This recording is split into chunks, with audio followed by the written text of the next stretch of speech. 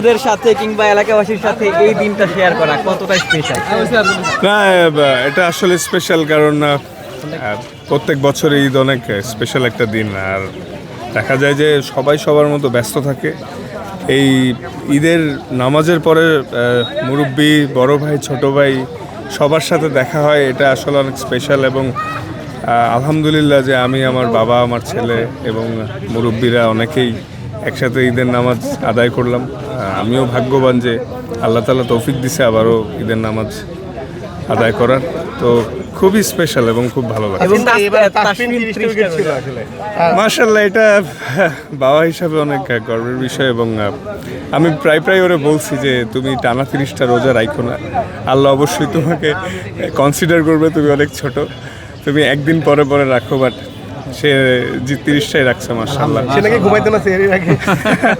ও হচ্ছে মানে ঘুমাইতে চাইতো না আসলে।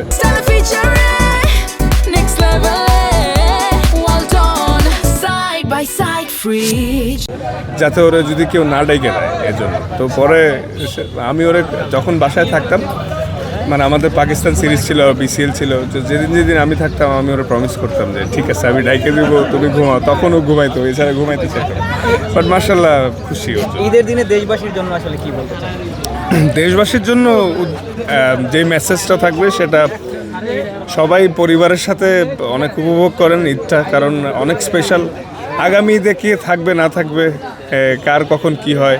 আর দেশে আসলে আগের তুলনায় আরও বেশি শান্তিপূর্ণ সব কিছু হোক, এটাই কামনা থাকবে। সবাই অনেক এনজয় করুক, কারণ এই মুহূর্তগুলো অনেক স্পেশাল হয়।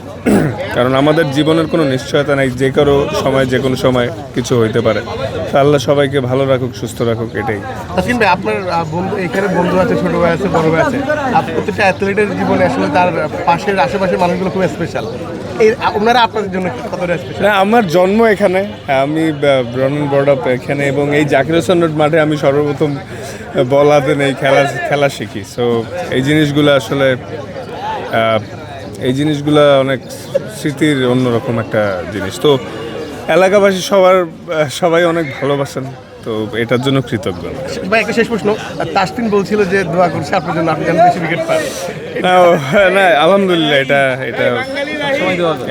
আলহামদুলিল্লাহ, এটা আসলে বড় হচ্ছে। হ্যাঁ, মানে সবসময় দোয়া করে বাবার জন্য এবং খেলা অনেক পছন্দ করে। চেষ্টা করবো ওর ইচ্ছা ফুলফিল করার জন্য। শুধুও না, সবাই চায় ভালো করি। Thank you. ঈদ মোবারক।